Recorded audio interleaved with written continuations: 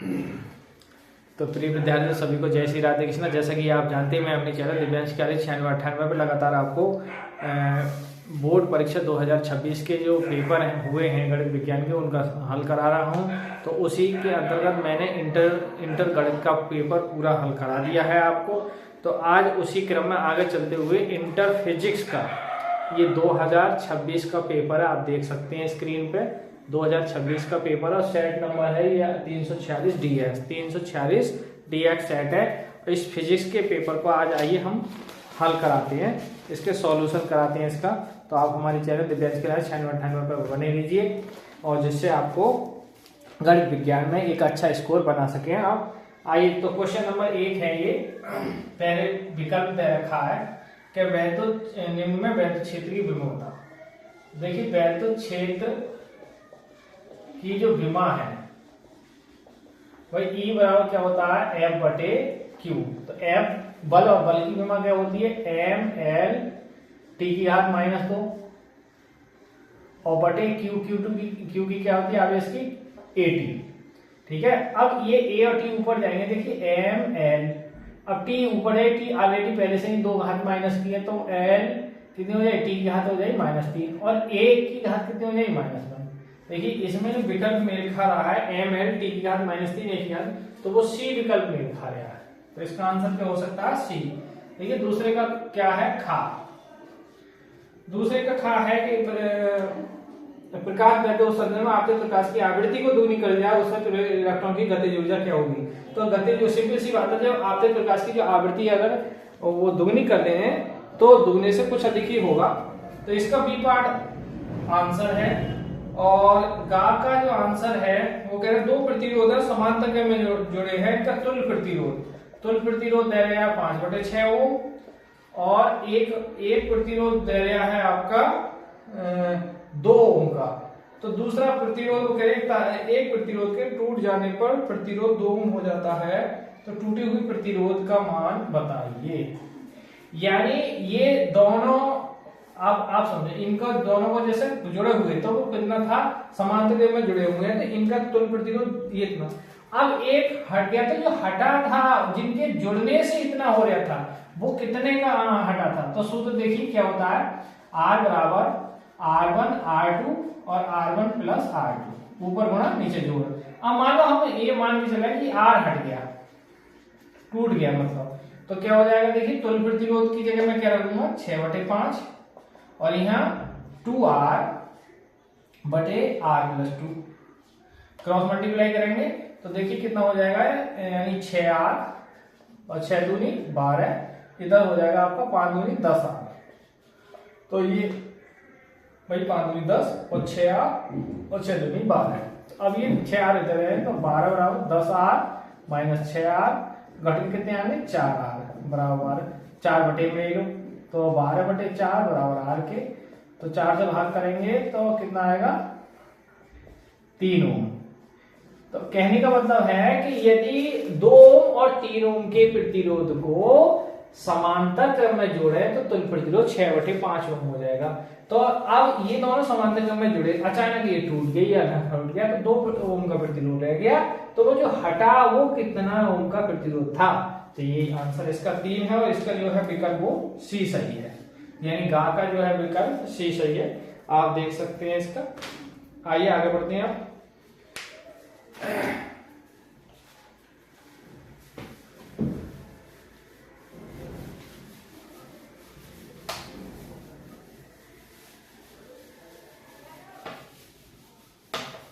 Question number चलते हैं हम घा की ओर।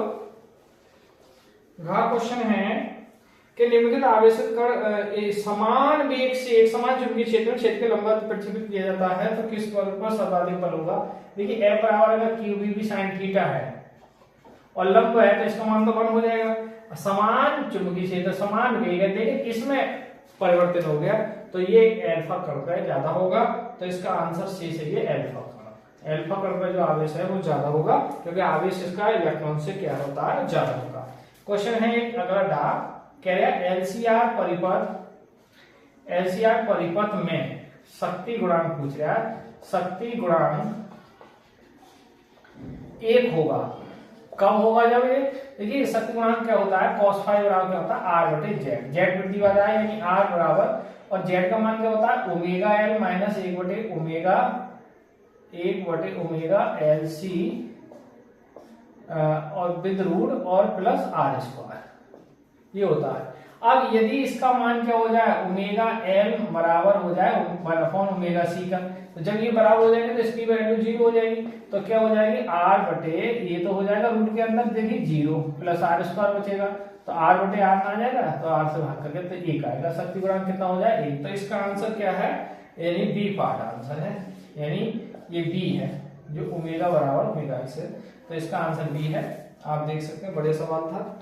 अगला क्वेश्चन इसी में एक दे रहा है 4 कि F1 है उत्तल लेंस और F2 जो है वो है अवतल लेंस, अवतल लेंस है। अब वो क्वेश्चन कह रहा है कि जो F1 है वो ग्रेटर है F2 से, F1 बड़ा है F2 से और F1 उत्तल है F2 उत्तल लेंस है, तो संपर्क में रखा जाए तो फाइनल क्या जवाब होगा, देखिए F बराबर 1/F1 प्लस 1/F2 होगा।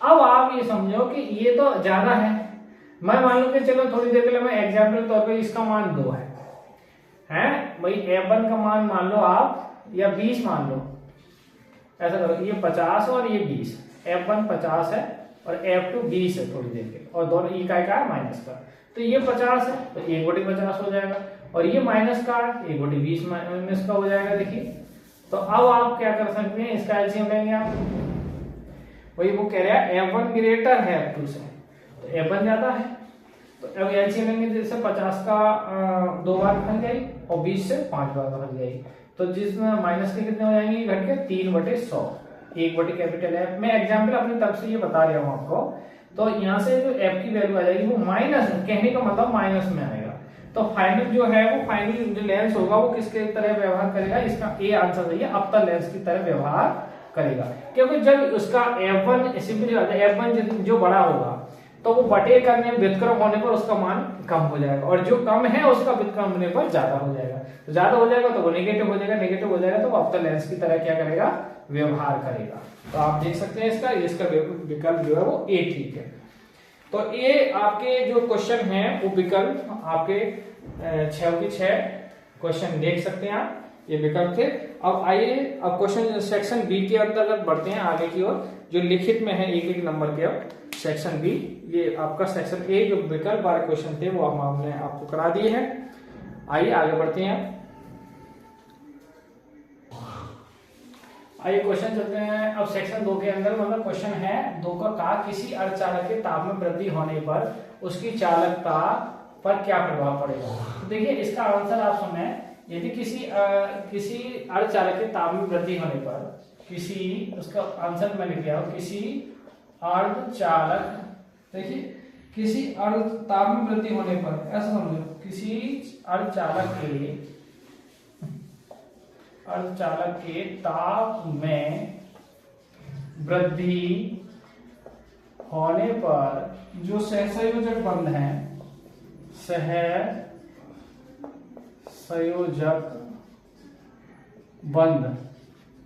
सहसंयोजक बंध जो है टूट जाने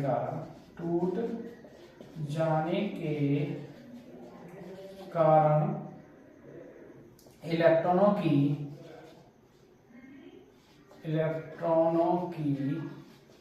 अधिकता बढ़ जाएगी, बढ़ जाती है या बढ़ जाती है, समझे, इलेक्ट्रॉनों की अधिकता बढ़ जाती है जिससे अर्धचालक की चालकता,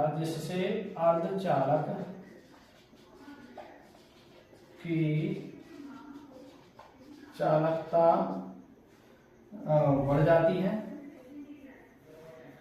इलेक्ट्रॉन की अधिकता बढ़ जाती है, जिससे किसी अर्धचालक के ताप में वृद्धि होने पर सहसंयोजक बंध टूट जाने के कारण इलेक्ट्रॉनों की अधिकता बढ़ जाती है, जिस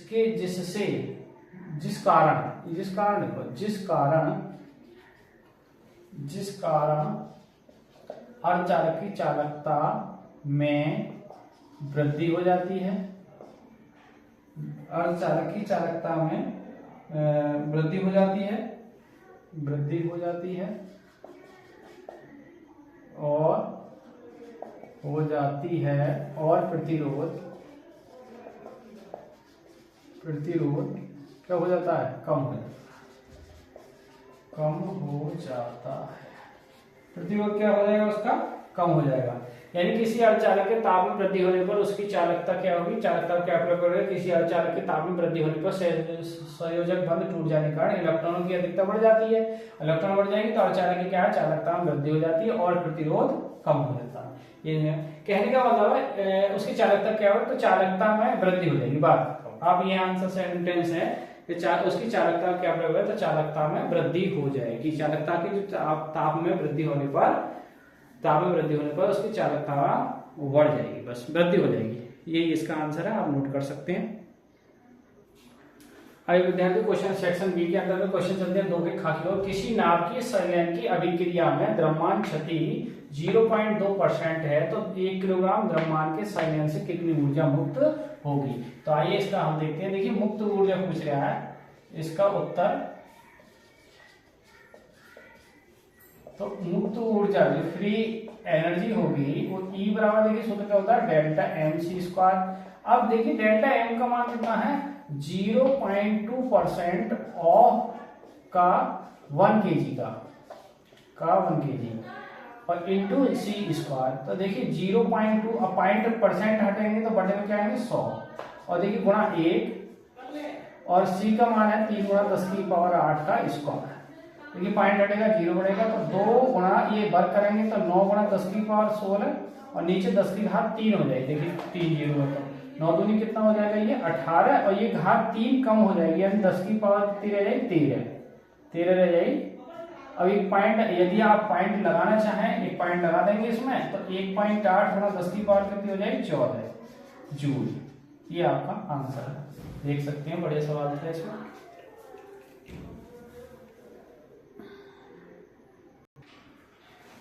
आइए फिर विद्यार्थी बढ़ते हैं क्वेश्चन नंबर 2 के गा की ओर। रेडियो एक्टिवता की घटना क्या है, ये क्वेश्चन आया हुआ है तो इसका आंसर देखेंगे क्या है, रेडियो एक्टिवता। तो हेडिंग आप डाल सकते हो रेडियो एक्टिवता।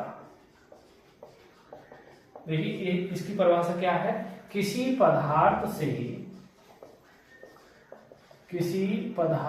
से स्वतः ऑटोमेटिक स्वतः ही किसी पदार्थ से स्वतः ही किरणें उत्सर्जित होते रहने की घटना को रेडियो एक्टिवता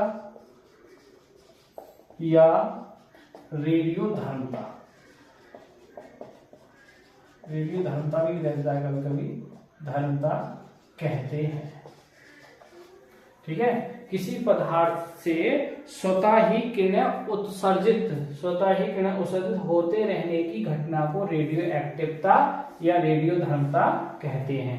और ऐसे पदार्थ जो होते हैं यूरेनियम है, थोरियम है, जिनसे ऑटोमेटिक किरणें निकलती रहती हैं और उन पदार्थों क्या होता है, वो क्षीण होते रहते हैं, क्षय होते रहते हैं, खत्म होते रहते हैं। ठीक है, और ये जो है वैकुलर ने शायद सबसे पहले ये घटना देखी थी। तो फिलहाल में ये क्वेश्चन है कि रेडियो एक्टिवता क्या है, तो किसी पदार्थ से स्वतः ही किरणें उत्सर्जित होते रहने की घटना को रेडियो एक्टिवता या रेडियो धर्मता कहते हैं। तो आप इस क्वेश्चन का आंसर इतना लिखना था आपको, आप देख सकते हैं, नोट कर सकते हैं जो आपने देखा है उसको।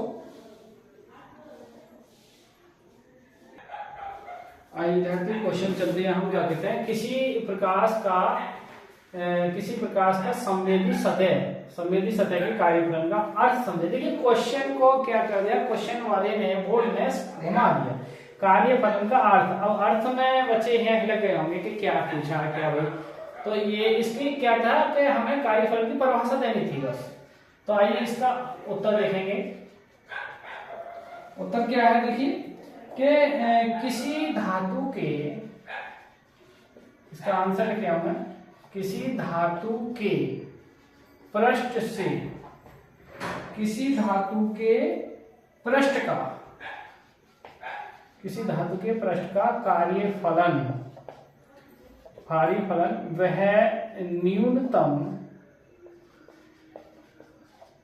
न्यूनतम ऊर्जा है जो उस पृष्ठ से प्रकाश इलेक्ट्रॉनों को